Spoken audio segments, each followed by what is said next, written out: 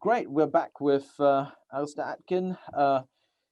For our viewers, it's probably been a few weeks, but for us, it's been about 10 minutes of nattering in between videos. So I guess, Alister, again, a very warm welcome. It's always lovely to see you and to chat with you. You too. Thank you. And I think, you know, I've heard the name and I've played your guitars for a number of years now. But I think for some of our viewers, particularly maybe some of our non-UK, non-EU viewers, they might not be so familiar. Maybe you could give us a rundown of sort of the history and the evolution of Atkin Guitars. Sure. Yeah, no, that would be a pleasure. So I made my first guitar at school, and I did it in a project, a CDT project. Don't know if they still have CDT at school, but and I made an electric guitar, and I really enjoyed myself. Right. And everything became very guitar-y at that point. I was playing guitar, listening to guitar. You know the score. Everyone who's listening to this will know exactly what that feels like. So I then found out you could study guitar making at the London School of Furniture. And I went up to London and studied for a couple of years up there.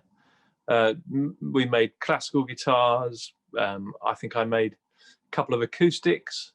And then I thought, right, I didn't like London, so I couldn't really stay at that college. It wasn't mentally right for me. And so I'm a country boy at heart, so I had to get out of the city. And I started working with a local guitar maker here in Canterbury, a guy by the name of Andy Crockett, who, if you Google Crockett guitars, you'll see his amazing archtop guitars. Well, Andy makes, he repairs a lot of guitars, but he also makes guitars. But unfortunately, he's a bit of a lazy boy, so he hasn't made that many. But if he did, they'd be massive. So anyway, I started working with him, and I knew straight away when I started the business that I wanted to make acoustic guitars. Right. I'd sort of been around electrics for a long time, and then the acoustic thing was the thing that was pulling me, and it was mainly to do with the music. And it's always been about the music. Songwriting for me was where it was at.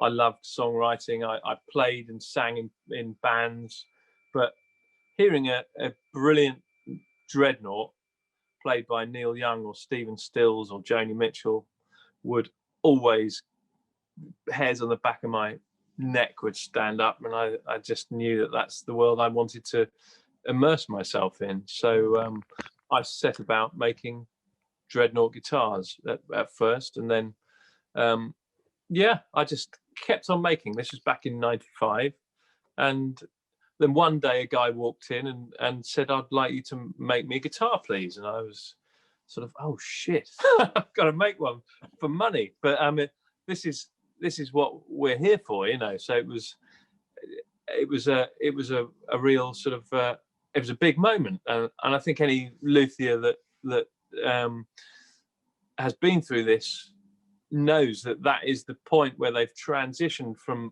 being an amateur, and they're now going into this sort of professional world. But it's a frightening place to be, because you've got no real experience apart from knocking a few guitars up in your garage, you know.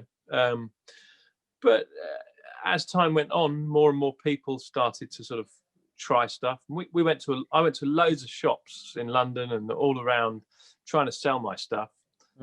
At first, you can't really sell it. You know, people come in, people see it, and they won't offer you money for it, but they will say, you can put it in our shop, and when it sells, we'll give you, you know, what you want for it, which obviously may never happen. You know, could sit there forever. But luckily, it did start to happen, and that's when, you know, you start to realize that you can make a living at it, and that took a good sort of 5 to 10 years probably to get to the point where I thought, right, I can make a living out of this. but that was all I was doing. It was just sort of begging, borrowing and stealing. And I don't know how loud that sounding is to you. Is it ruining reasonable, everything? but it's okay. It's not. Sorry. So anyway, so I got to the point and I started doing all right with it, really. And I'm still working with Andy Crockett, and then players of notoriety started coming to me and ordering guitars. And again, that's a lovely place to be. And then seeing your guitars on TV or in concert situations, and it kind of snowballed. But then, so I hired my first guy about 15 years ago, and then we were making, I think, probably 70 guitars a year, and now I've got sort of pushing 10, and we're beginning to make around 350, possibly more. But we got very, very into this pre-war style instrument. And a few things happened at the same time. The Buddy Holly Foundation started ordering guitars from us, and at that point, I started looking into this aging on acoustic guitars, and the aging has really been the thing that has taken us to another level. Right.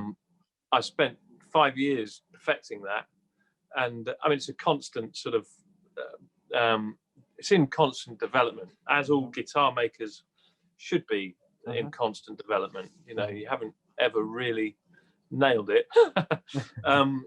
So yeah, we now sell.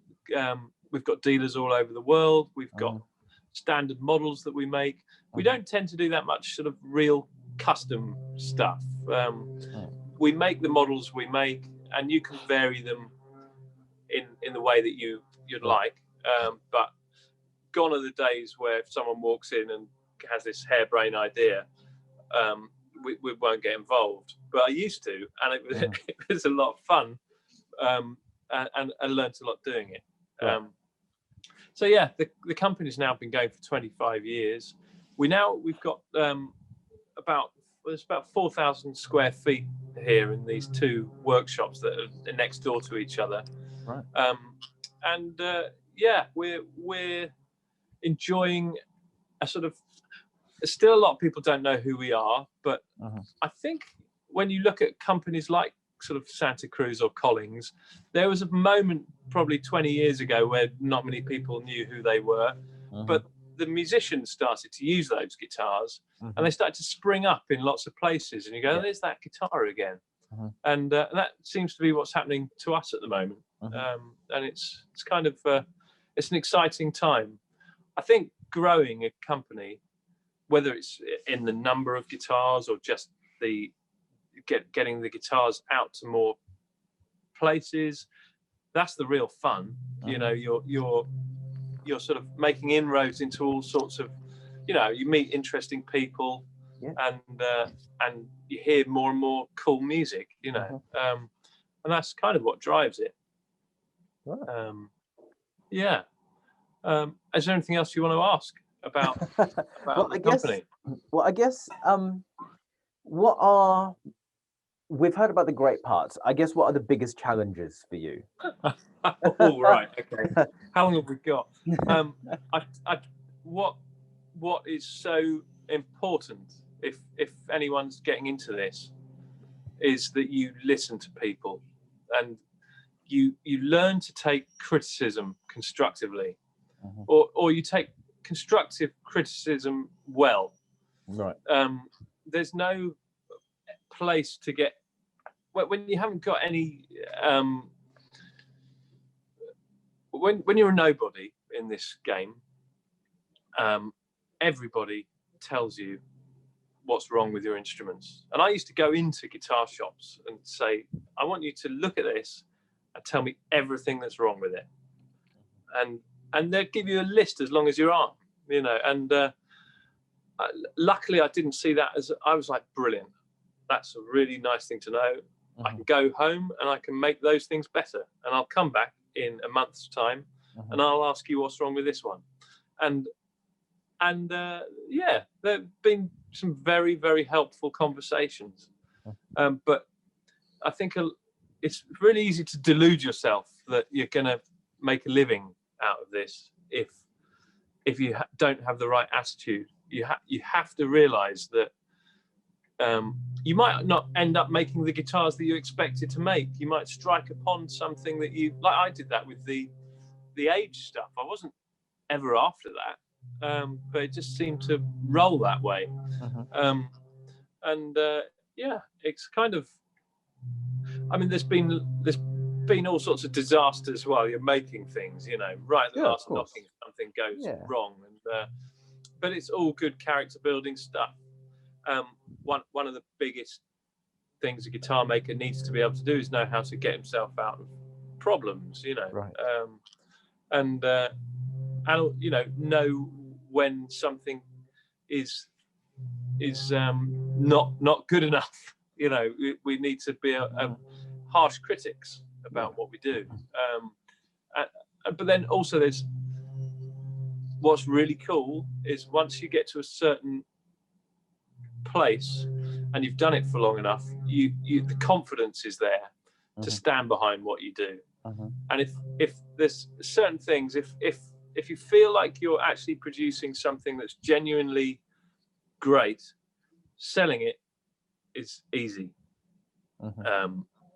Because people can sniff when something's not right, you know. But when something really is cool, it's infectious. And I think knowing to follow your instincts is really important with guitar making, as it is with anything. You know, some of the best singer-songwriters or the best albums that I've heard have been bizarre, you know, and I don't know, take Peter Gabriel, who's done some crazy stuff in his time, but it's fantastic. And it wouldn't have. But here's another thing I always think as well is all of those great singers like Bob Dylan and Mick Jagger and Neil Young, they don't sound like singers. They're not sort of. They wouldn't stand up on these new shows and people, they'd get, you know, thrown off in the first episode. But how cool are these people? You know, when you actually hear, like Lou Reed, the guy can sing a song and get a message across. So I think a real human experience is what we're trying to get across to people. I'm waffling again. No, it's great.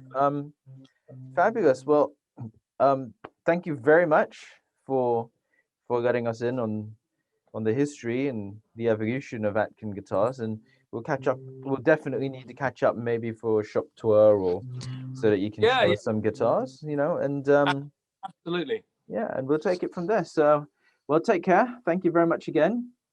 Hey, Terence, look after yourself, and hopefully we'll see each other at a guitar show soon. Yeah, for sure. I look forward to that. I know NAMM is looking like it's going to be on next year. I don't know whether we'll go, but we'll see, won't we? All a bit early days. Yeah, absolutely. Well, you take care too, and stay safe. Yeah, okay. Lots of love. Take care. Bye-bye.